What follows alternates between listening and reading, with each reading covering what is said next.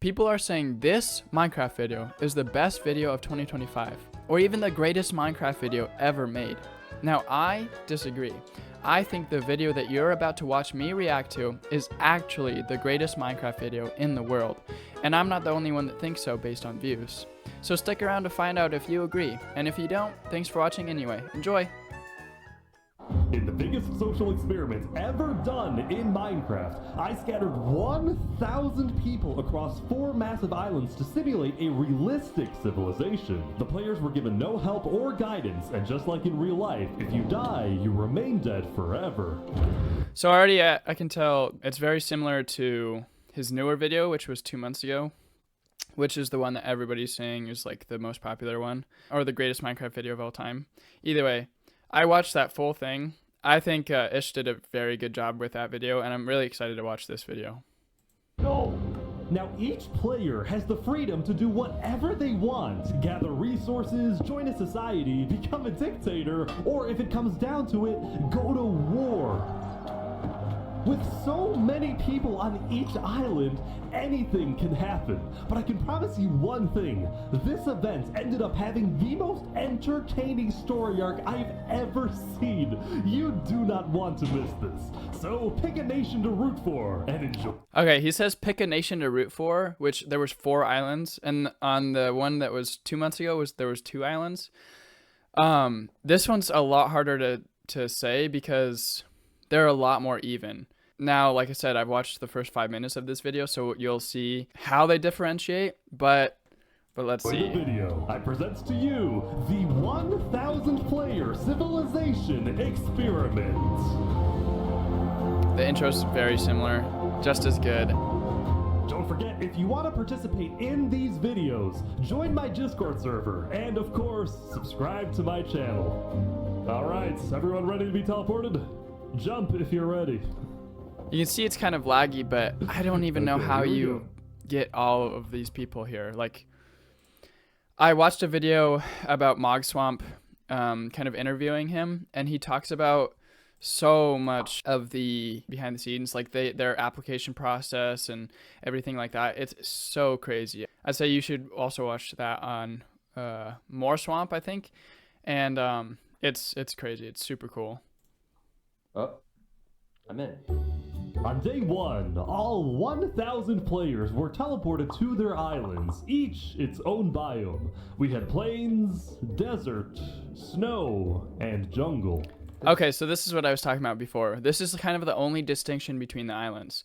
Jungle, plains, desert, and snow. Now, just based on that, I think the best territory, I guess, to be in is either jungle or plains. I am rooting for jungle, but I just think that's kind of because it's in the middle.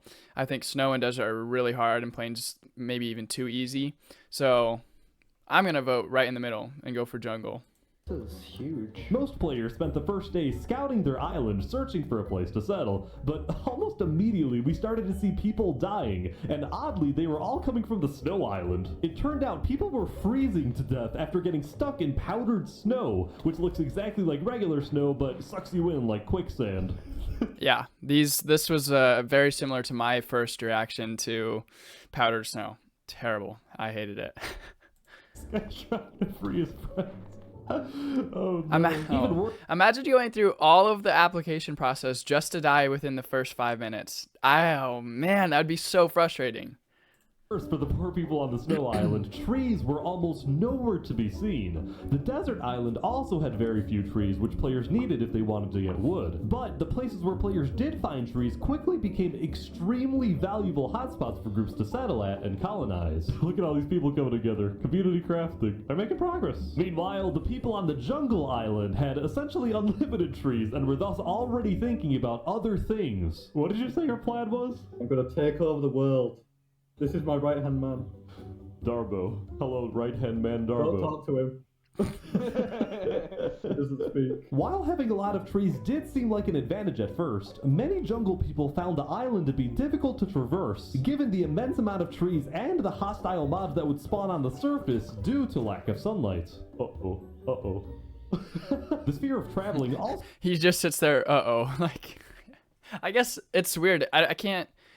obviously he could talk to them, but I wonder how the interaction between him and the players goes. Like, is it very often that he's there?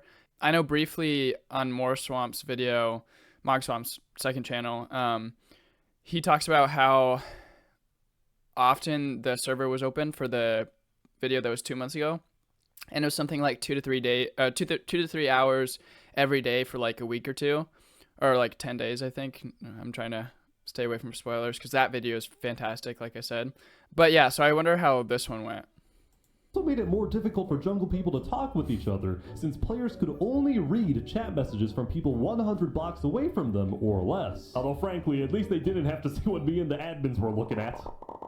Lastly, we get to... Yeah, managing this, not even just setting up, like managing it while they're in this must have been terrible. Like I was saying, like I cannot imagine the process. I will say again, in More Swamp's video, they talk about how long this recent video took to come out, and he said it was like 1 to 2 years of planning. Ish said that to Mog Swamp, and it's just 1 to 2 years just to upload one video. I mean, it's crazy. That's why everybody is saying that that one is the greatest Minecraft video of all time. Like, I think it must have taken him so long as well for this video. So, like I said, I think this one has potential as well. The Plains Island, and boy was it different from the others. It truly was just the perfect island to live on, with green grass, trees, animals, and no natural Again, dangers. I think it's almost too easy. Animal family. Or farm. It's Not just needing like to worry about dying as much easy as everyone Minecraft, else. The people but on the Plains with Island 250 were among the first people. to start mining for resources like iron or diamonds. Throughout the first day, you could see two main groups starting to come together. One of them a democracy led by a player named Horace Crown. Our aim is building the most... So based on the video that came out 2 months ago, it seems, like I said, very similar.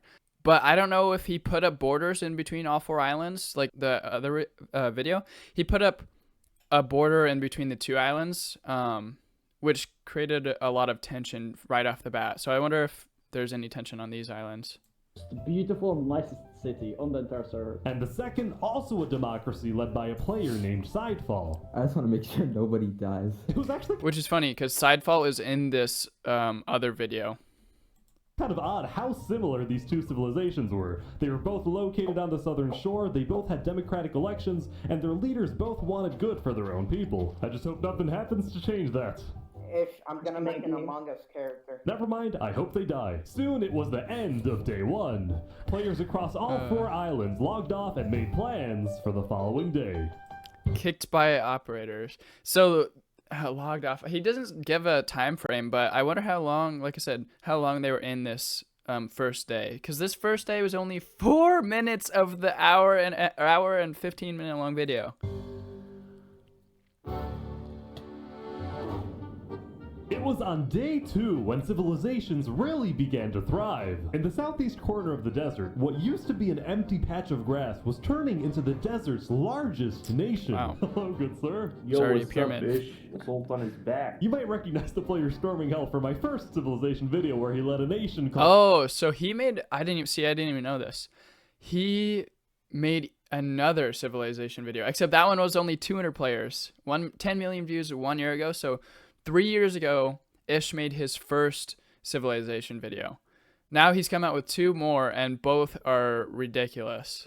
The Sultanate. Well, now the Desert Dictator is back with the Sultanate 2.0, and this time with a population of over 100 people. I want to maintain order and peace in the desert. The rules as 100 established- people in just this tiny little area? Okay, no wonder there's a whole pyramid already. 100 people gathered in one day, which is probably only, what, 3 to 5 hours, I would assume? Yeah, that's crazy. by the Sultan included: wear proper attire, do not eat pork, complete your mandatory work, and most importantly, acknowledge the Sultan as the supreme and divinely chosen leader. Moving on, since it was still hard to get food in the I wonder if he was able to gather such a gathering or following so fast because he was in a prior video already? That makes me curious. Dry climate, the people of the Sultanate focused on developing different types of food production, like fishing in the surrounding ocean. On top of this, a player named Drip Chicken made a chicken market, although when I checked it out myself, it turned out to be a very different type of market. Welcome to Los Pollos Hermanos. Thank you. Would you like some totally legal sugar? Anyway, we finally go back to the snow island. As I was flying around... Alright, so obviously the rules aren't very important there. Found what I can only describe Which is, a as given a British in shrimp. Is the cold video like climate this. really the best place for a shrimp? I mean, depends. Look at my little friend over here, you know? Wait, who's your friend? Underneath? Yeah, he's fully here. He's literally... Oh. he's here. Oh, he's up here now. No, He's gonna die. my fish buddy. Please get back down. Despite the killer powdered snow and the occasional polar bear, the people on the snow island were actually doing pretty well building settlements together. Nobody was fighting because everyone had one common enemy, the harsh climate. That being said, it turned out that all of these snow settlements might be a bit more than just little communities.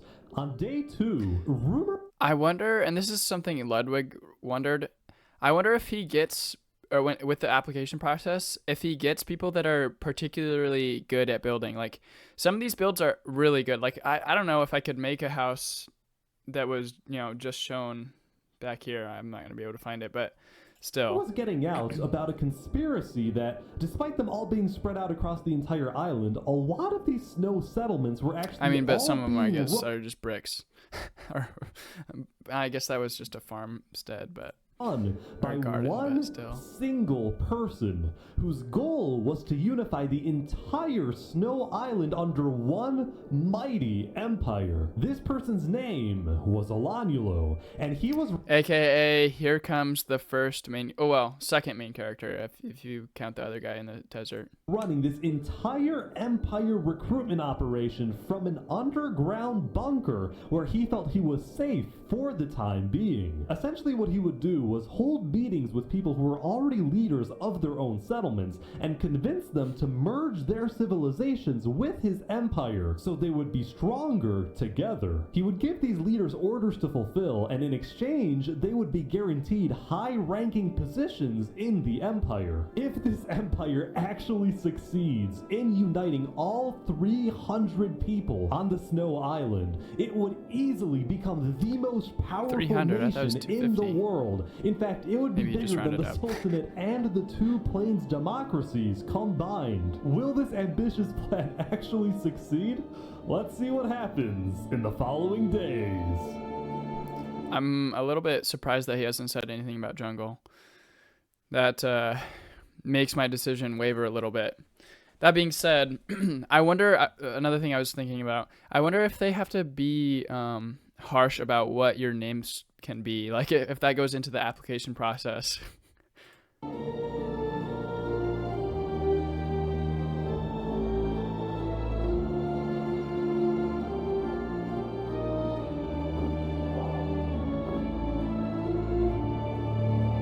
Well, that's not obvious at all.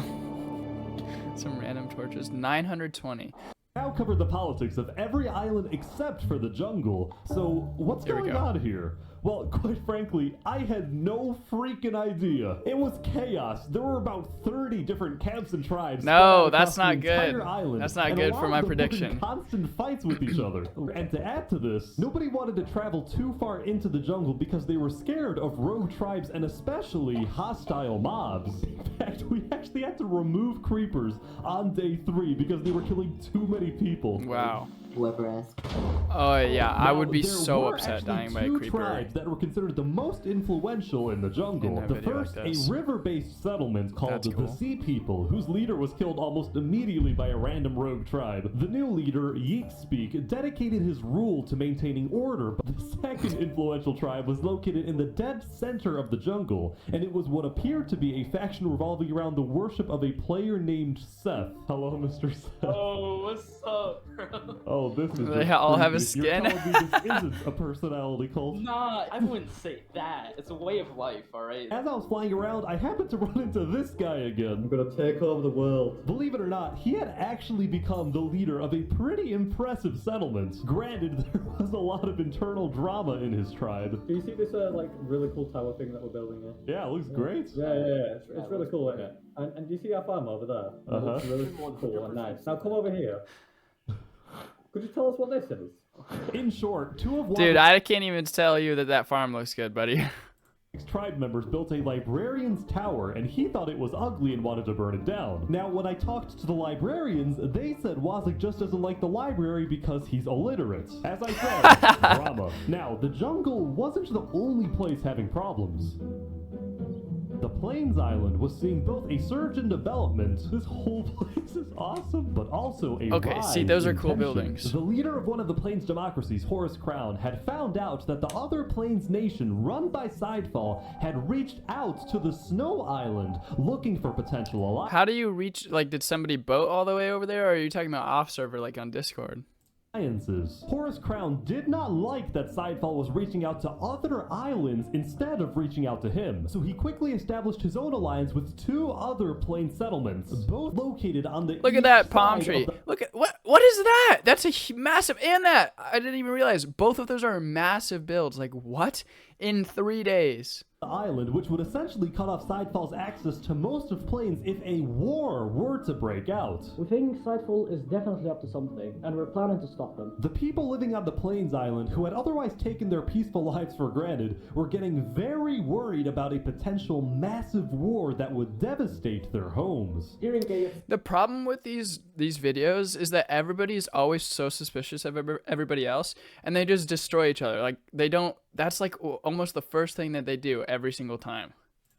We want family, not war. Meanwhile, on the desert island, the Sultan Storming Hell was not happy when he discovered that a group of mountaineers had made their home on the mountains surrounding the Sultanate. So, the two groups had a meeting to discuss this dispute over land. Why does the Sultanate have any more right to a plot of land? Simply, might makes right. We're stronger, so if it comes down to it, maybe stronger group win. People in the desert were starting to get worried about Storming Hell's tyrannical nature, so some of them moved to a quickly growing democratic nation on the other side of the island. Oh, what? I was not expecting him to be in here. So he's also in the third civilization video. And he's like, no, I don't think that's a spoiler. He's like the main character. Ish even said it himself in the third civilization. This was Theria, the name derived from the Greek word for freedom. I asked their elected president, cool. Saps, about the Sultanate. Hopefully we can establish some peaceful relations for now. I mean, we're in the middle of a desert. Why fight, you know? Overall, each island had its own conflict. What? Like, between that's so cool. The What? desert's Sultan dominance, the plains is a I think throughout this whole video, I'm going to be just gawking at the builds. science disaster, the jungle's total chaos, and the Snow Empire's takeover. At least one of these conflicts was bound to erupt very soon. Yeah, foreshadowing. And that conflict was Plains. 907 At the beginning of day 4, in a 3 days. propagandist told everyone that Sidefall was 103 about to or, attack 93 the people Plains died. Island.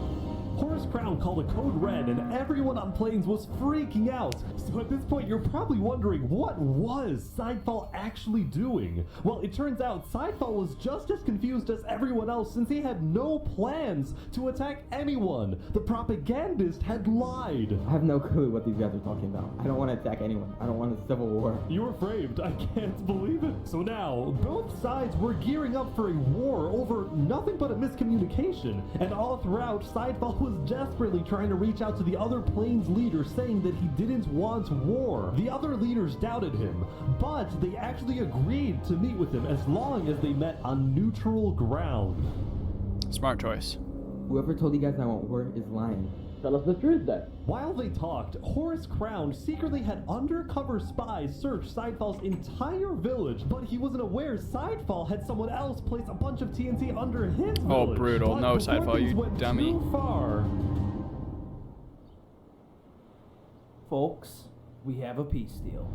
By the thinnest of margins, crisis was averted. After talking, the leaders had made a peace treaty. I actually didn't get to see much of the meeting, but here's essentially what happened. Sidefall first apologized to the other Plains leaders for not being open with them, specifically about his relationship with the Snow Island. He told them he had only reached out to Snow in hopes to get on the good side of a player named A Freakin' Turkey, who was apparently Olanulo's second in command. The Plains leaders discussed their disagreements on foreign relations, Horus Crown preferring keeping alliances within Plains, and Sidefall believing in making allies on other islands. But they were able to put their differences aside. They banished the propagandist from the Plains Island, and at the end, the 4 major Plains nations created a Great Plains Alliance. The Plains Island went from being on the brink of war to being the most united island of all. And it wasn't just Plains. Toward the end of the day, all 4 islands were prospering. From the people on Snow collecting resources and building together, to the people in the desert working on the Sultan's build project, which was to create a massive holy city. Even the jungle was at peace at the end of day 4, since the remaining jungle people were just thankful that they were still alive. Soon though, it was the next day. But before we let people back onto the server, the admins and I decided to add a little something. Okay. That's smart. A 5th island in the center of the world, and we didn't tell the players that we did this. We wanted to see who would discover the island, how long it would take to find, and then what would happen next. So, we started up the server, and the wait began.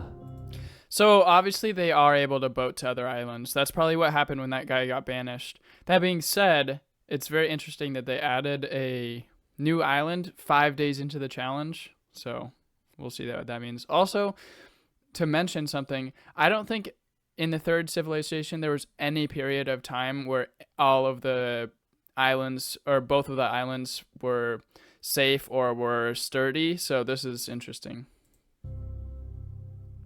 But meanwhile, we have to talk about the Snow Island. Hello, Turkey! Hello, how's it going? On day 5, the player A Freakin' Turkey finally gave me a full explanation of the mysterious Snow Empire, which I found out was named the Aculon Empire. Still fearing for his safety, the Empire's founder, Olanulo, gave orders entirely from his secret underground bunker, while his second in command, A Freakin' Turkey, carried out his orders and led the people on the ground. You guys have settlements across the entire island. There is a lot. Just know none of it was made by slaves. The Empire relied on strict order to maintain peace. It's now 200 Yeah, that's good to mention. citizens were each assigned a daily job like building, mining, or fighting, and whenever they were online, all citizens were required to be in 2 Discord voice channels at once, which I didn't even know was possible. Also, that's crazy. For one, like how big that Discord is, and for 2, yeah, that makes sense. I mean, they have to talk outside of this challenge. There's 1,000 people now, like 900, in one server. It's got to be managed, obviously by Ish and his team, but by the people that are actually playing, talking on Discord. The Aculon Empire made it a point to document everything, including its list of members, its hierarchies, its physical landmarks. But what I found most impressive was the high-level operation going on in this seemingly regular building. This singular building is the richest place in the entire server. They called this the Quartermaster's House, and it was where the Aculon Empire not only collected and stored all its resources, but also distributed items using a complex request system, where, for example, a citizen asks for iron ingots, and then the Quartermasters decide exactly how much iron that citizen deserves, based on a detailed algorithm they developed. That's ridiculous. Not yet. Let's just say, if you tried to get in without permission, you're not gonna get a very nice welcome. And I kid you not, just a few minutes later, this player, Xelius, was caught trying to sneak his way in, and he was sentenced to a public execution to be held the next day. Snow Island continues to be hyper-vigilant about criminals, but so were other nations, like the Desert Sultanate, which made an inescapable prison. He is surrounded by lava. Or Wazaki, that's even more brutal. Jungle, which made a giant sand trap.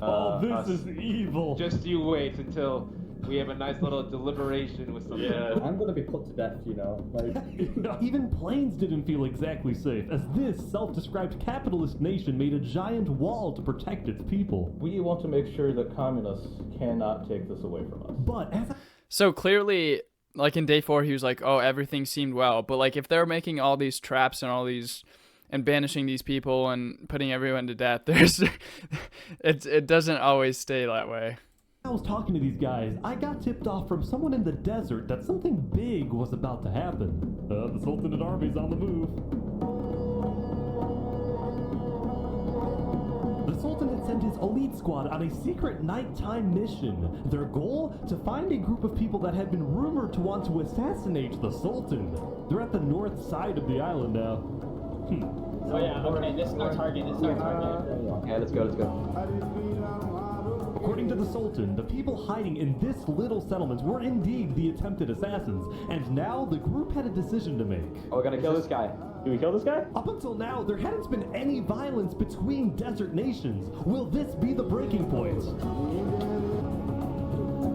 We are showing the desert that if you make plans to kill me, justice will come for you. The Sultan's elite squad spent the rest of the night raiding the settlement, but during their chase of another suspected assassin, they ran, literally, into a major dilemma. We know he's running to Theria. The guy they were trying to kill was running toward the democratic nation of Theria to get asylum there. The Sultanate is really about to roll up on Theria. Holy. This could cause a major conflict. But the Sultanate's army didn't care. They barged into Theria and searched every single house to find this one person, who ultimately ended up getting away. Meanwhile, the people of Theria were freaked out by the raid, but when they looked to their leader Saps for guidance, he was nowhere to be seen. He had fled. Eventually, I will say Saps, even in this third civilization, seems like an ominous dude. I mean, I like him as a character, but he seems like he's always somewhere he's not supposed to be, or in the wrong place at the wrong time. the Sultanate's army left, but Theria was not going to forget this. 831. Yeah, quite a lot of people have died.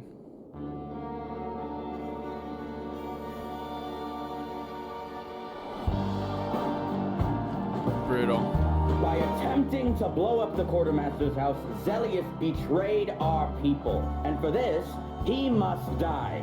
Glory to Aculon. Zelius was killed by a freaking turkey. It was a busy day for a freaking turkey. The execution was successful, but the Empire didn't yet have a written constitution or a justice system. So a freaking turkey met with a player who claimed to be a lawyer to set up a legal system. You get the smaller seat, unfortunately, but do know it is quite important as well. I'm used to cramming into tight spaces. Afterward, a freaking turkey took his guard to Drew and confronted some farmers who he claimed weren't producing enough food for the Empire. I swear I will not miss any payment I have to owe you. Drew, the bow, please. I expect 5 stacks of bread delivered within 1 to 2 business days. Even though he was a little tyrannical at times, a freaking turkey was actually becoming very well liked in the Aculon Empire because he got things done and he was a charismatic speaker. Many people were starting to view a freaking turkey as a better candidate for leader than Alanulo, since most people in the Empire had never even seen Alanulo, given that he's been hiding underground the entire time, afraid of being assassinated. In fact, some of his own citizens weren't even sure he existed. While Alanulo ruled from afar, only talking with high-ranking officials, a freaking turkey was considered a man of the people, someone who talks to everyone. In fact, a freaking turkey had gained so much notoriety that leaders of other nations were starting to reach out to him for alliances rather than to Alanulo. So, as a result of all of this, Alanulo was starting to get a little worried. Yeah, this will not bode well. Here on the jungle island, things haven't slowed down one bit. Amidst the chaos, this small group had made a monkey religion, and their goal was to build the biggest tree in the entire world. Dang. The We're monkey so never stops. industrious. While everyone else is fighting and killing each other, we are peacefully building. By now, every tribe in the jungle seems to have its own goal. These guys, building a tree. This group, called the Blue Cross, provided food and shelter to refugees. That's interesting. The Blue Cross was also in the third civilization. Though it didn't play a huge role, it's still in there. Meanwhile, Wazak's goal, which was still to take over the world, was seemingly driving him mad, especially after the librarians built a second tower. You did this out of spite, didn't you? Yeah. Well, no. Well, yeah. Overall, it seemed like there was a lot on Wazak's mind, as if he was planning something. Something big. Meanwhile, Seth and the Sea People were still the two biggest tribes in the jungle, and both pursued very innovative political strategies. For example, Seth got married, but only so he could parade around the jungle and demand wedding gifts from everyone. Another and marriage. You know what? It freaking worked. The Sea That's People, crazy. on the other hand, had taken on a massive goal, which was to finally end the chaos in the jungle. And they did this by sending out stealth groups and hunting down thieves, murderers, and anyone who they claimed did wrong. However, So end tyranny with more terrorism. Okay, what? End killing with more killing. Never works. some of the supposed wrongdoers they killed were actually allies of Seth. In response, Seth demanded that the Sea People stop their initiative immediately, but the Sea People planned to continue. All of a sudden, the jungle island was on the verge of a massive war, as if there wasn't enough chaos already. No surprise there. 8/11 after 7 days. Wait, is someone actually here? I think so. Whoa, this is crazy. This is awesome. So finally somebody found it. I think it's been 2 or 3 days. On since they day put it in here. 7, a player named the Pokemonkey discovered the secret 5th island. The island had a mysterious dead terrain, a small pre-built village in the center, and underground, it contained netherite, which is the strongest and rarest resource in the world. Now, Pokemonkey was a part of Sidefall's nation in Plains, and he quickly alerted Sidefall about the very strange and unexpected discovery The he just quality. made. He's taking the blue lantern so people believe him. Guys, I'm not lying, there really is an island. 2 minutes later, another person found the center island. This time, someone from the jungle. Then, like a domino effect, more and more people started arriving, typically either alone or in small groups, like these guys from the desert. Even though I really like how they color coordinated their name tags. Helps you a lot in identifying where they're from. they all came from different Just islands and nations. Just another small thing that Ish and his team made, kind of a quality of life decision that just betters everything. Nobody was fighting. everything better. In fact, they seemed to be forming friendships and simply admiring this new mysterious place. He's saying this is amazing. Quickly, word began spreading across the world that there was a 5th island, and about 30 minutes into day 7, basically everyone knew. It was crazy 30 how minutes, fast yeah, that's everyone found crazy. out. Now, some nations were hesitant about visiting, believing that the island was some sort of trap, while other nations like the Aculon Empire sent out large exploratory groups to investigate the island. So Aculon is here, but instead of mining for netherite, they're taking the wool from the tents. Oh, they don't have sheep in the snow island. That makes sense. Something I found interesting was that no nation... How does day and night work, or like sleeping work? Does it... I know Ish talked about most of the time he set the time roughly at a daytime, but with mobs and whatnot, like materials that they need from mobs, how does that work? It's interesting to think about. Not even the Snow Empire had the courage to publicly claim the center island as part of their nation, as their territory, probably because it would result in conflict with other nations, would which be a problem. was my secret intention when adding the island, that it would cause some type of war. But it didn't cause a war, or maybe just not yet. Yeah. That's funny that Ish admitted to that. That's why he added it. Meanwhile, I present to you the story of Los Pollos Hermanos. Wow, you've really expanded your business. Yeah, we're doing quite well. Because starvation was such a big problem in the desert, Drip Chicken had made it his life's mission to feed the people of the desert. And ever since I spoke with him on day 2 next to his little food stand, Los Pollos Hermanos had become a staple of the Sultanate. But this business would soon run into some problems. See, on days 4 and 5, the Sultan storming hell was unsatisfied with the slow progress on his build project, the Holy City. So he demanded that the farmers of the Sultanate stop growing food and instead work on his build project. And just like that, the food supply going into Los Pollos Hermanos had completely stopped. The restaurant suddenly had no food available to sell.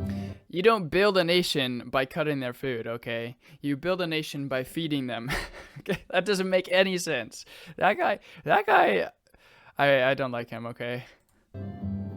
Having no food, Drip Chicken was instead forced to sell some questionable products, and if he was caught selling these products by either the Sultan or the Sultan's twin guards, he would probably receive a life sentence in the Sultanate prison. Meanwhile, the farmers of the Sultanate were unhappy since they wanted to farm, not be forced to build. So in a rebellious move on day 5, Drip Chicken and the farmers secretly set up a meeting with Saps, the leader of Theria. Wow. I will say, it's hard to imagine how you coordinate a build with 100, 200, 250 different people, or even 50 people. Like, how do you know that how do you trust them that they're gonna place the blocks that you want to place?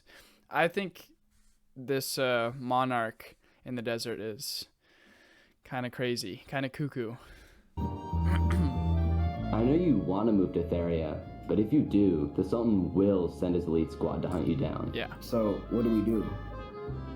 Go to Plains or something. There's about to be chaos in the desert. And Saps was correct. You know who Davert is? Yeah, I think so. He's one of the twin guards, right? He's about to leave the Sultanate and join me. Oh, what? Really? The 2 people the Sultan trusts the most are his 2 twin guards, the brothers Davrit and Zamza, but one of them had grown tired of the authoritarian and warmongering ways of the Sultan. So Davrit had reached out to the leader of Theria, and together they created the single craziest plan I have ever heard. And this was it. First, Davrit leaves the Sultanate to join Theria. Next, the Sultan finds out about the betrayal and sends his elite squad to kill Davrit.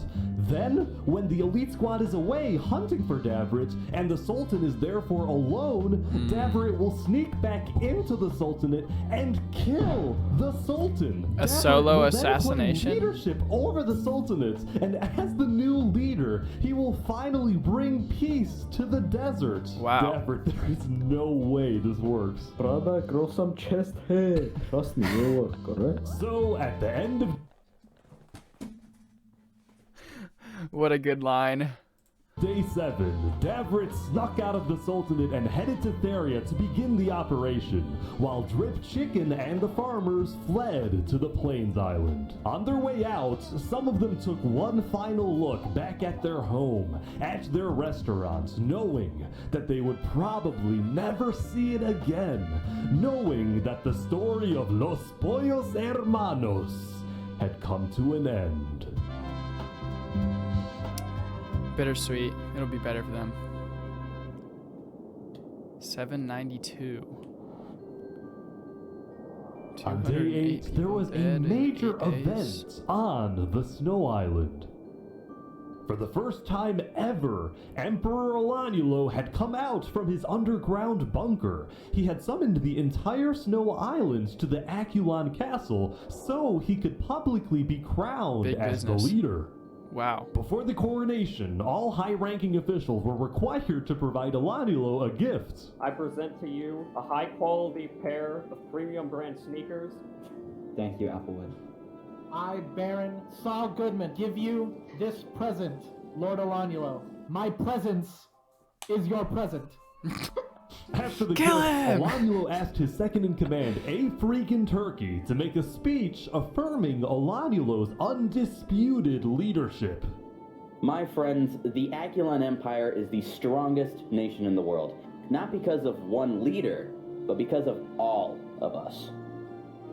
Thank you, Turkey. At the end of the ceremony, Olanulo asked all of his citizens to follow him out of the castle, down the main path of the Empire, in a symbolic move meant to showcase the unity of the Snow Island.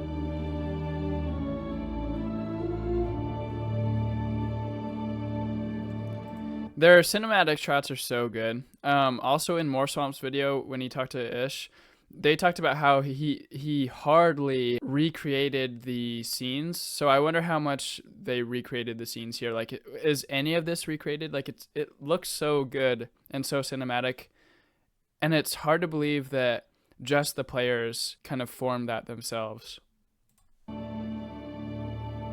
But this image of unity was only a mirage. There was a lot of discontent building within the Empire for many reasons. People didn't like that Olanulo's knights were constantly bossing them around, nor did the Aculon builders like it when Olanulo forced them to work on the Aculon castle instead of letting them finish their own projects. There was this general sense that Olanulo might be overreaching with his power, especially when he started spying on his own citizens to see who was criticizing his leadership. See, Olanulo believed that in order for his citizens to have a good life, they have to live in a strong nation, and the only way to maintain a strong nation was through complete unity under a powerful and unchallenged leader. This is why Olanulo was fearful about the discontent within his nation, as well as the rising popularity of his second-in-command, A Freakin' Turkey. Knowing that they were being spied on, many of A Freakin' Turkey's supporters were becoming scared living on the Snow Island, afraid that they would be executed for not supporting Olanulo's leadership. So, with the help of A Freakin' Turkey, plus another high-ranking official, its Ender, some Aculon citizens organized secret evacuations out of the Snow Island through underground tunnels, some of which led to Seth's nation in the jungle, others going to Sidefall's nation in plains. Both Seth and Sidefall were very open to accepting refugees, especially those who opposed Olanulo, someone who they believed to be a dangerous tyrant. Also, they had just found out that Olanulo had actually sent spies all across the world, including into their own nations, so they didn't like him very much. Yeah, that is not what I was expecting. We're not going back until there's some form of democracy in Snow. I don't think that's going to happen anytime soon. Meanwhile in Plains, Mr. Turkey, are you starting a revolution? No, I do not want a revolution. I just want to make sure Olanulo doesn't kill these people. When are you going back to the Snow Island? Probably tomorrow, because I'm gonna try and host a meeting with Olanulo. I just think he's gone too far. So while A Freakin' Turkey stayed on the Plains Island for the rest of the day, Seth and Sidefall created the first ever multi-island treaty. This treaty not only established Seth and Sidefall as allies, but it also declared their nations refugee states, ones that are willing to accept all people fleeing from dictatorial regimes like the Sultanates or the Aculon Empire. As for A Freakin' Turkey's position in the Aculon Empire, he was still technically the second in command, but it was only a matter of time before Olanulo finds out about the missing citizens, and then it's very likely that Turkey will be stripped of his position, or be kicked out of the Snow Island entirely and become a refugee himself. Yeah, I think he'd do better being a refugee, because, I mean, he'd still have his following. Yeah, I don't know if... Wait, is that a basketball court? On day 8, the center island was getting a lot of visits from curious players, and instead of fighting each other, everyone was just kind of hanging out and doing their own thing. Look at this. Don't question me. Later that night, some adventurers started terraforming the dead terrain, making it green. This actually looks not bad. These guys, meanwhile, made a secret underground church, and they hosted many ceremonies and cultural events. What type of ritual is this? Now, I actually attended 2 churches on day 8, the second one in Sidefall's nation, although I was very disturbed by the person sitting next to me. After a near-death experience, He put on his armor. Only feel it's hard to wander they home. I cannot say what they are. She looks back. He's like, Leak his wool. what? He just got put in jail. He got put in jail for being naked at church. Anyway, when word got out in the desert that Drip Chicken and the farmers had fled the Sultanate, as did Davrit, many loyalists in the Sultanate were furious with these betrayals. While the Sultanate was still the second most powerful nation in the world, the first being Akulon, these betrayals of the Sultanate hurt the Sultan's public image, and he feared being seen as weak by the world and by his own people. So predictably, the Sultan sent his elite squad out into the desert to try to find and kill both Davrit and Drip Chicken. But instead of staying home, that's exactly what they wanted. This time the Sultan traveled with his that's not what they wanted. This threw a wrench into Davrit's assassination plan, and Davrit had no choice but to keep hiding underground until he saw an opportunity to strike. Meanwhile, the leader of Theria, Saps, was extremely worried because he knew that the fate of his nation and his... Hold on, go back. Like, literally 2 seconds. Theria, Saps, was extremely worried because... This person, Jophiel, is also in the third civilization. So that's interesting. They were a big part of the third one. He knew that the fate of his nation and his people rested on this assassination attempt. If it succeeds and the Sultan is killed, well, then all is well. But if it fails, it will only be a matter of time before the Sultan finds out that Saps was behind the plan, and then there is no doubt that the Sultan will seek revenge and absolutely obliterate Theria, killing not just Saps, but all his people who, by the way, were entirely innocent. Saps purposefully didn't tell any of his citizens that he was involved in an assassination plot because they definitely wouldn't approve of something that puts them in such danger. Now we go back to the Jungle War. I say war because both major nations had already basically decided that they cannot coexist in the jungle. Seth was mad at the Sea People for killing many of his allies, while the Sea People were mad because Seth wouldn't let them kill those who they believed to be criminals. Neither nation was willing to compromise on this, so war seemed inevitable. However, because Seth had also recently formed an alliance with Sidefall from Plains, a war between the two jungle nations would likely cause Sidefall, as well as the rest of the Plains Island, to join the battle, thus turning World War I in Ish's second civilization map video into an actual world war. So given that the stakes were so much higher now, both sides agreed to have one final meeting to maybe work things out. It was Wazak who quickly offered his nation as a good neutral location for the meeting, and he was quite enthusiastic about hosting. On day 8, Seth and the Sea People sent their highest ranking officials to Wazak's nation, where the meeting would take place. Alright, Seth. You're up first. I think the Sea People are killing people for a lot of irrational reasons. So, you know, as an example, right? They had 5 stacks of cookies taken from them. That takes like 3 minutes to get, bro. And he's like, I don't think you should murder someone over there. We requested he give it back, and he basically said no, so he was put on KOS and we killed him. So that was exactly what Seth just said. Let me add some context. Soon, the argument began to escalate. And the people you attacked were direct allies. I'm sorry, but what other ways do we have to stop the chaos in the jungle? They stole. They didn't deserve to be killed over it. Do you really want to go to war over this? Well, if you keep killing our people, then we won't just stand by and watch. Alright, fine. The Sea People declare war. Alright, let's do it. But before that was a failed meeting. Yelled, "Double now!"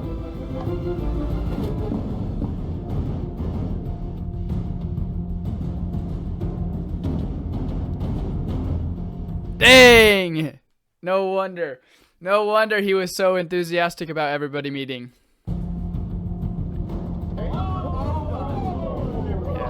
Yeah, that's crazy.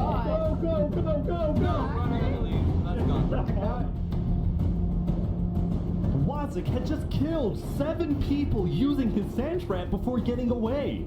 Seth and the Sea People decided to put their war on hold and declared a unified worldwide manhunt for Wazik. Oh, Everyone gosh. was confused about why Wazik did this, but then I remembered something Wazik had told me the day before. Listen, if the war breaks out, I have a plan to stop it. Really? How? Oh, you'll see, my friend. When Seth and the Sea People declared war on each other, Wazik decided to use his sand trap and make himself the villain, so that the entire jungle would make peace to unite against him, therefore actually preventing a world war. What a guy! What a guy! What a plan! Hiding underground.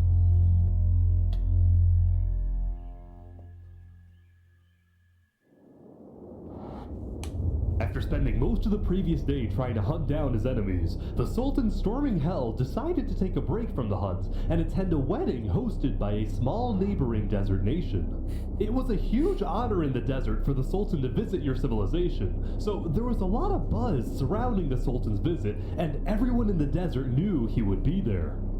Zamta the twin guard was also at the wedding, and he was quite thankful for the break since he secretly despised having to hunt for his own brother.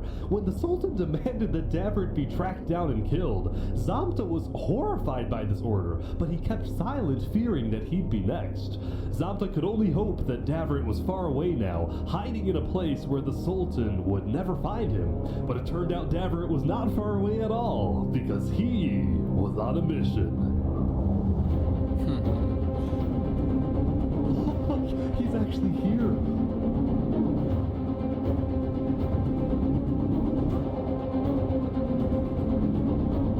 Davrit was coming to kill the Sultan, but he had to be sneaky because the Sultan was guarded by his elite team. The plan was to catch him and his team off guard since it would only take a few hits to kill him. I'm so nervous right now.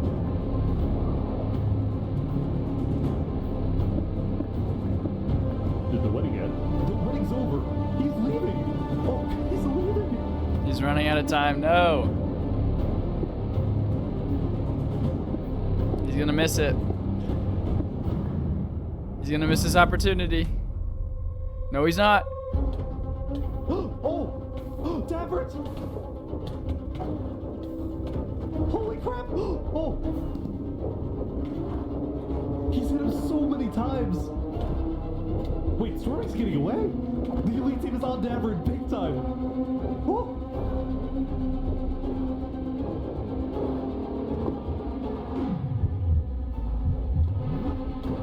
Oh, he's getting close. He's getting close. Oh, he turned around. Holy crap! Everyone's here. This is insane. No, he's gonna die. He's gonna die. No.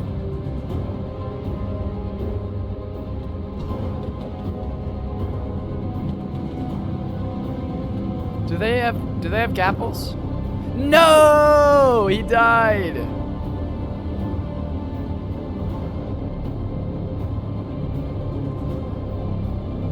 Yeah, that's not good for Saps. What's going on? What is he doing? What is he doing? Why did he just get naked? What? Is he gonna kill himself? No! What the heck? Why did he do that? Mr. President, no! Yeah, what? Sultan's on his way back home, I think. What is happening? That gives him so much power. That's so ridiculous. What? Why would Sap do that? Oh? Yes! Come on, finish the job! Finish the job! Avenge your brother! Let's go! Oh boy. What is this? Angry about the Day death 9? of his brother Davrit, Zamta betrayed and killed the Sultan storming Hell in what he called an act of revenge. All of a sudden, within the span of a few minutes, storming Hell, Saps, and Davrit were all dead. Both the Sultanate and Theria were without a leader, and the desert island was in a state of total confusion. Day 9? a whole island pretty much falls apart. Okay, but that means Zamta will be next king, and I think that'll be a good thing. Now, because the Sultanate didn't have a solid line of succession, there was a short power struggle that ended with the Sultanate getting completely dissolved. On day 9, the second most powerful nation in the world had fallen, and most of the Sultanate's citizens ended up fleeing. That being said, it wasn't totally the end. Some who were still loyal to the late Sultan decided to form their own militias, whose only goal was to track down Zamta and avenge the Sultan.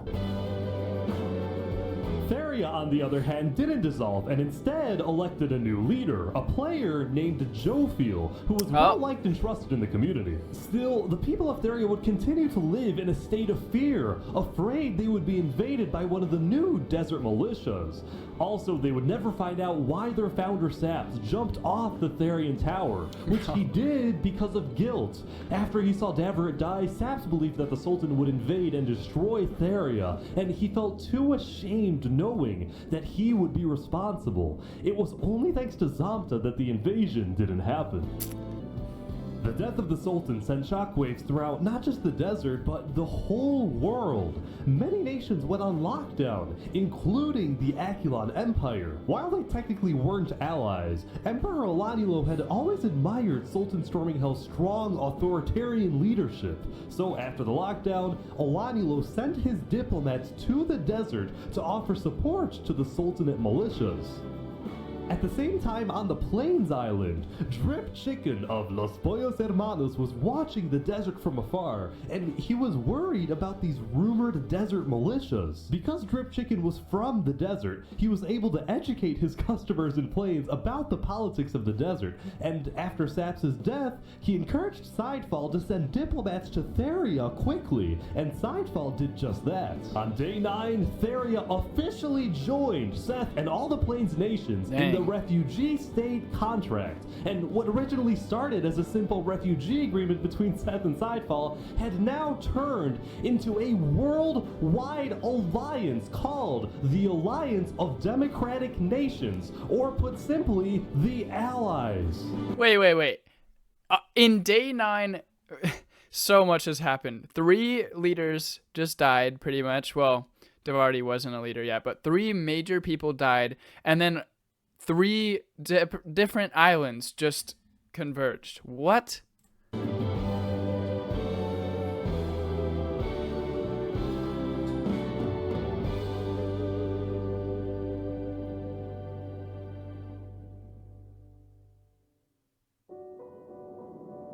Well, it's still day 9. The people of the Akulon Empire continued their daily routines. The highest-ranking officials of the Empire gathered to discuss the new existential dilemma they were now facing. The Akulon Empire had always been the most powerful nation in the world, and it still technically is. But when adding together the populations of all the states in the Democratic Nations Alliance, it is the allies that have more people overall. This made Akulon officials extremely worried. They saw this as the first legitimate threat to the regime. Olanilo agreed with this view, but at the moment, his attention was on another problem entirely. The problem known as African Turkey. Oh, he's a good guy. Turkey's rise to popularity had always bothered Olanilo, but now this conflict was at an absolute breaking point because yesterday, one of Olanilo's spies caught African Turkey helping Snow citizens flee the empire. Fleeing or defecting was strictly against Akulon law. Olanilo's spy also saw African Turkey hanging out with not just Sidefall, but nearly all the major Plains leaders, which made Olanilo think, is African Turkey planning something? Is he secretly working with the Allies? Is he about to orchestrate a full-scale revolution or an invasion of the Akulon Empire? These were all questions that Olanilo was wrestling with, and the more he thought about it, the more he convinced himself that African Turkey was probably committing some sort of treason and needed to be stopped. Yesterday, African Turkey had reached out to Olanilo for a meeting, and today, Olanilo accepted this request, but with a few conditions. 1, this meeting takes place at the Aculon Castle. 2, Turkey comes alone. And 3, the meeting takes place not today, but tomorrow, because Alaniel needed some extra time for his builders to finish a certain project located on the top of the Aculon Castle. Nobody knew why or what the strange-looking tower was, but Alaniel insisted it be completed by the time Turkey shows up. What? Tomorrow is certainly going to be interesting, so make sure everyone's ready. Lastly, later in the day, Alaniel sent diplomats to establish alliances with both the desert militias and with the sea people in the jungle. Alaniel appreciated the sea people's value of order, and he promised that he will help them stop the chaos in the jungle and help them catch their #1 most wanted criminal, Wazuk. The Sea People accepted this alliance, That's a dumb decision. They ended up not needing Aculon's help because late into day 9, Wazuk decided to turn himself in. Okay. Dude, Wazuk's a good character too. He's about to be executed. A guilty conscience, perhaps. Nah, he's just dumb, or he's just done hiding in a hole. He's just bored. That tree's cool. Alright, Wazuk, I understand you have a prepared statement. You may now read your final words. Yes, thank you. Hello everyone, it's your old friend Wazuk. In the beginning, I wanted to rule the world. But I've made some bad decisions. And now, it's my time to go. If there's one thing I've learned, is that time can never be your trusted friend. Long live the jungle. Is he a pug?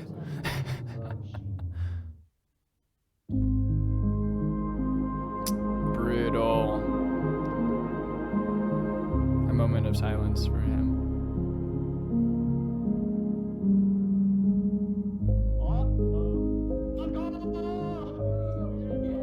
After deciding that being a criminal in hiding isn't how he wanted to live, Wazuk instead chose to face his inevitable death on his own terms, and by doing so, he gave the jungle one last moment of unity. Anyone else jumping? The conflict between the two major jungle tribes was still unresolved, especially now that they were in opposing alliances, but for this brief moment, there was peace in the jungle. I'm still rooting for the jungle. Everyone's coming down the tree now. Most nations around the world took the end of day 9 to rest and reflect on how far they've come. For example, the jungle's Blue Cross tribe celebrated becoming international, with at least one charity location on each island. What? Meanwhile, in the desert, the two Sultanate militias held a funeral for the late Sultan, where they vowed to get revenge and chanted death to Theria, after which they proceeded to finish building the Sultan's holy city in his honor. Theria, on the other hand, expanded its reach into the arts and became the first civilization to develop music. Oh. Lastly, on the Plains Island, businesses were booming and civilizations were thriving. On day 9, the Plains Island had finished the construction of the Ish, the international state highway, which made trade and transportation between the major Plains nations much faster. Overall, the building and architecture and player creativity in Plains was simply amazing, and it was all made possible by the political stability of the Plains Island. Many in the desert and jungle and snow looked at Plains as the shining beacon that they can aspire to be like one day.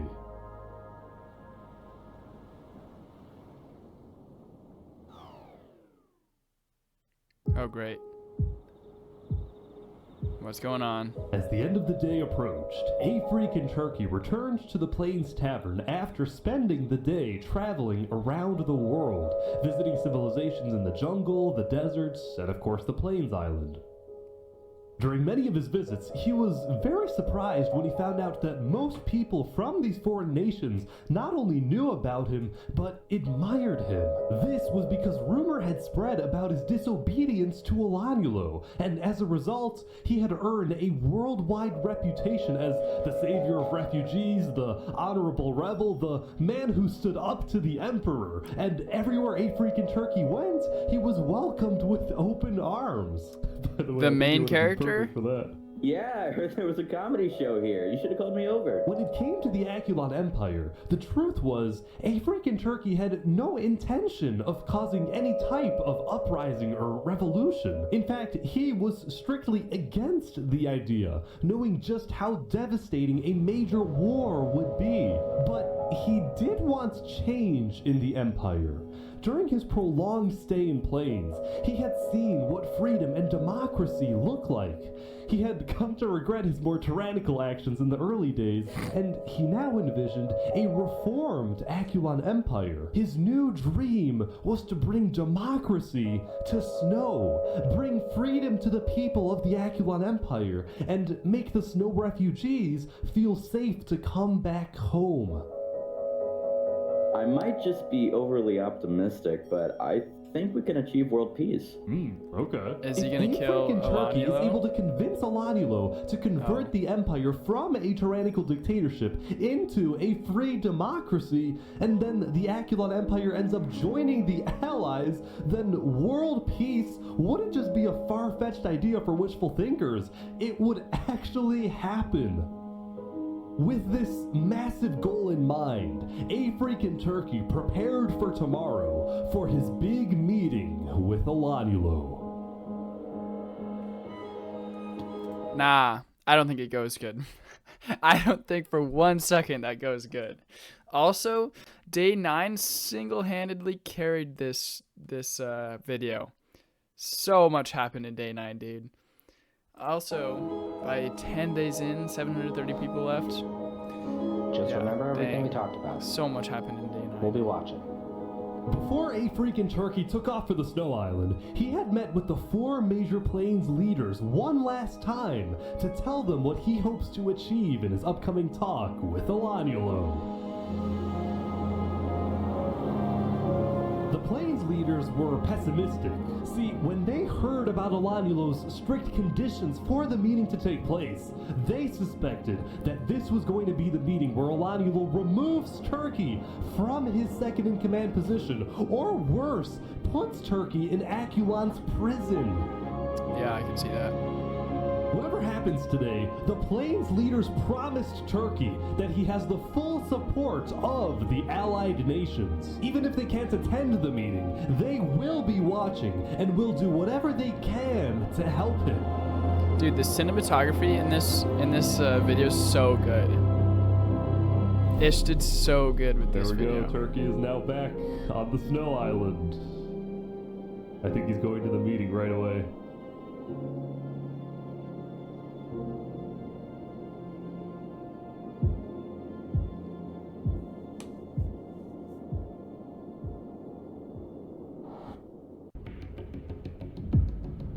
This is weird. Turkey's been in the castle for like a few minutes now, and Elanulo's nowhere to be seen. Oh, he's right here. He's on his way. This is ominous. Dramatic. Oh yeah. There we go. Everyone's here now. I think everyone's here now. They're setting the scene well. Knights come to the castle. What's going on? There's a Hear lot of... ye, hear ye. All barons, Duke Turkey, and fellow knights have now come together to speak with Emperor Elanulo. Elanulo, would you please start the conversation? Wait. Turkey, hold up. So before we begin, sorry to interrupt. I have a special thing I want to do real quick. Wait. Here. Drew, not yet. I want to do something first. Turkey, can you sit on the throne for a second? I wouldn't do that, brother. Why? That's a trap and a half. Okay. What are we doing? What is happening? Can I trust you, Turkey? Yeah? You like What? this, right? Sitting on the throne? You put me on here. I don't know what you're talking about. In front of all these people? A lot. What are you getting on about? I know that you've colluded with the Plains Alliance. And I know that you want to take over this nation.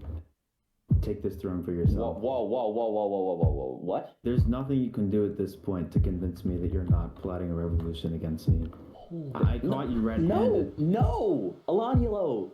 Yes, I've talked with Plains. I've also talked with Desert and Jungle. I am a diplomat. And I'll tell you this, all those people that I talked with will become our allies the moment we turn this place into an actual democracy. Why are you secretly leading people off my island? Because they thought you were going to kill them. And to be honest, so did I. So that's the point of this meeting. You want to get rid of me? You know what? How about I just leave, and you won't have to deal with me again? I'm just gonna go, okay? Seems too easy. Yeah, and then you'll come back with an army. I'm sorry, Turkey. Get off the throne! No, he's gonna die. He's actually gonna die. Water clutch, something. No way.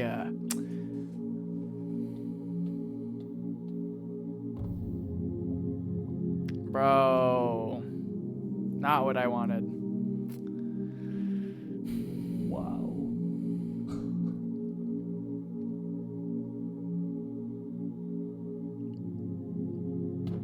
Oh. Whoa. Wait.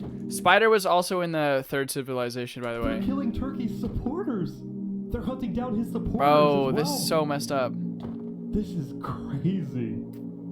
Like that, there was a purge on the Snow Island, and many of Turkey's supporters were killed.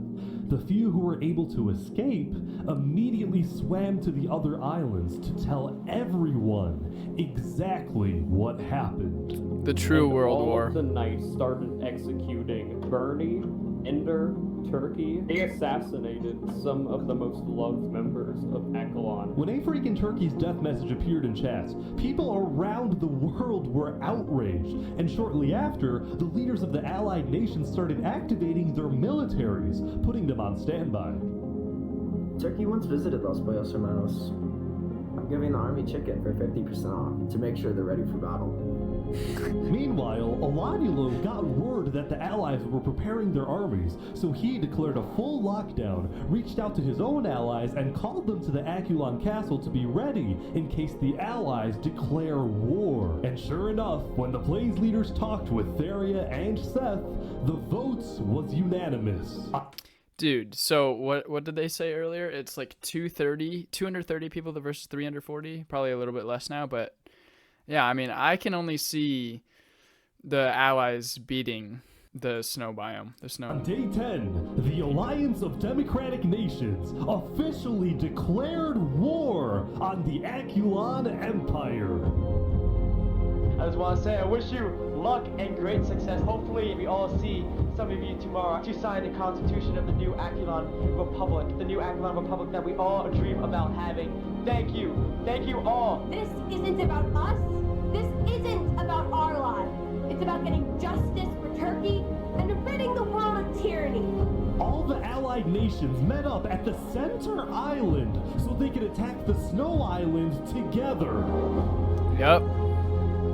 Today, we fight for revenge. We fight for freedom. Wait. Pause. Where did that guy come from? This guy just comes out of nowhere and leads the battle. What?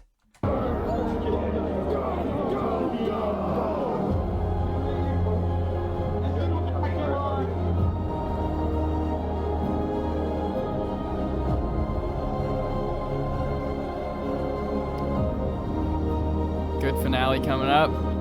Here we go. But little did the allies know, Alanielo had set a trap The Aculon builders had taken inspiration from history and created what they called the Iron Torch, the most advanced defensive tower in the world, complete with dangerous height, sturdy walls, arrow slits, and lava cover. Oh, they built that so early too. They built that so early. Like they knew this was gonna happen. They're here.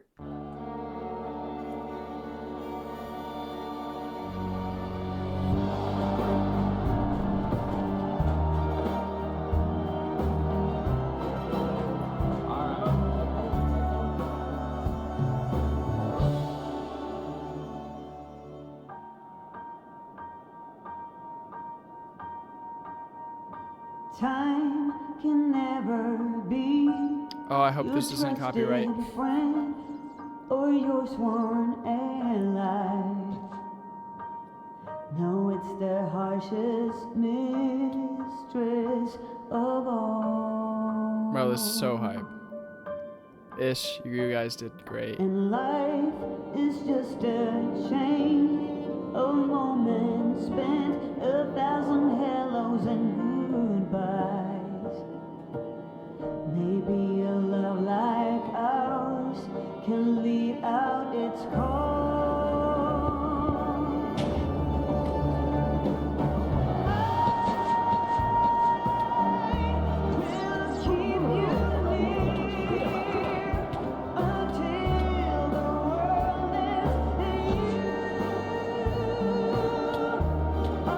Brutal.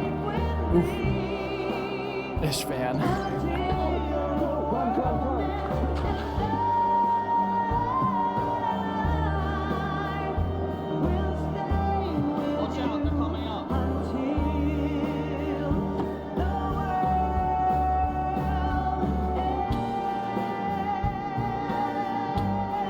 Bro, the dripstone is ridiculous. It's so overpowered. No, Zompta.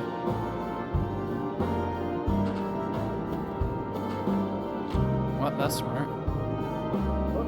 Lava, lava, lava. They're dropping lava on them. Watch out, please, now. Keep going. Ah, pause. I hope the Ice Nation loses. I do not like the Ice Nation right now.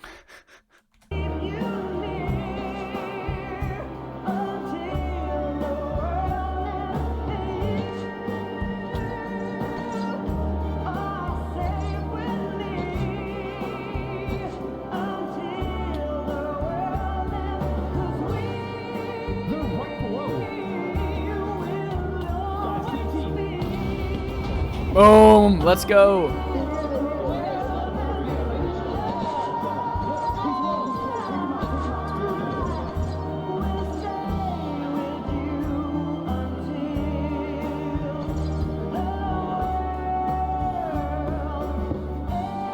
Yes!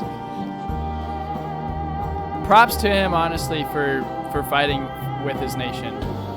But let's go! Does that resolve everything? Elanulo died? What? Elanulo died!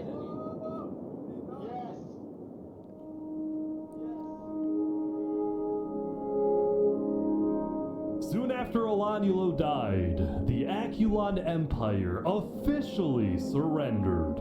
Wait, Yes. officials say they surrendered? Kill, still kill them. But even though Aculon surrendered, the Allies didn't stop fighting. No mercy, no mercy. They're all saying no mercy.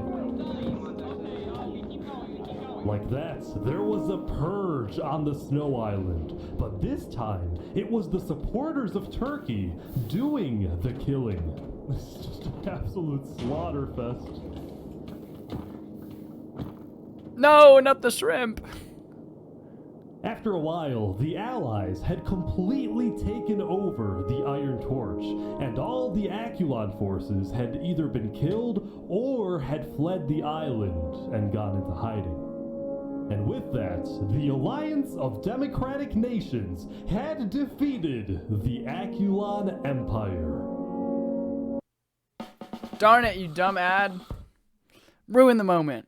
It was only when the war ended clouds parted, that the Allies were finally able to reflect on what they had done. They had succeeded, but they had also shown no mercy. When their enemy surrendered, they continued to be ruthless and thirsty for blood. It was as if they had become their enemy.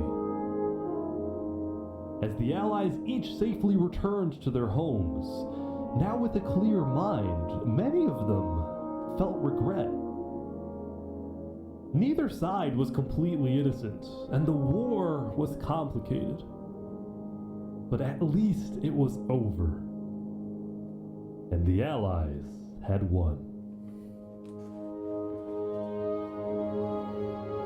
730 people to 502 people in one day. Or I guess it says days later, but that's crazy. Over the next few days, the people of Plains, Theria, Seth, and a few smaller nations created a world alliance with a massive parliament building on the center island where world leaders met to discuss the affairs of their nations and, most importantly, to keep the peace. Can I just say that's so cool? Like, what? Dude, the players have built very good, like, impressive. And the first order of business was pardoning the few living players who fought for Aculon so they didn't have to live in hiding. Meanwhile, the snow refugees were able to move back to the snow island and create the new Aculon Republic, putting democracy in snow. They also tore down the remains of the Iron Torch and put in its place a graveyard honoring all who died in the Battle of Aculon. And overlooking the graveyard was the man, or turkey, who inspired them all. That's epic. What the heck? That's so cool. See, did they decide to do that, or did Ish and their team like say they should do that? Like, that's so cool. I don't know. It just seems like such a good ending. And so, the jungle went back to hosting comedy shows, the desert went back to pursuing the arts, and Drift Chicken went back to running Los Pollos Hermanos. Hey. After all that happened throughout the days, things were finally settling down.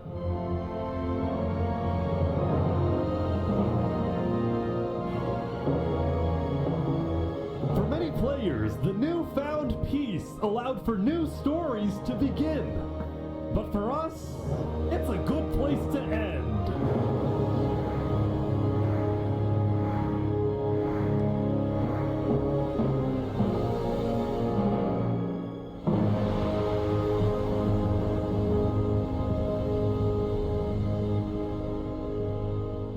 Bro, Ish, and your team, you guys did so good. Like I said, this is the best Minecraft video of all time. I'm telling you guys, it's so good. Bro, Ish, you're a madman. Props to you. This makes me want to watch this 200 players, his first Civilization video, because that was so good, dude. Yeah, that was epic. That was fantastic. Well, that is the stream. I hope you guys agree with that being the best Minecraft video ever. I'm telling you, that's it, dude. That has to be. Yeah, props Ish. Also, Ludwig, thanks for the idea. Like, there's a lot of people I could think about this, but either way, yeah. Thanks for watching. My name is Sakayon, and peace out. A couple months ago, a creator named Ish released this video. This video, everybody thought to be the greatest video of 2025. Maybe even the greatest video ever. Greatest Minecraft video ever. Well, after seeing this, I don't know. What was I gonna say? By the way, if you enjoyed the video, please leave a like and subscribe. I appreciate y'all watching. Thank you. Enjoy.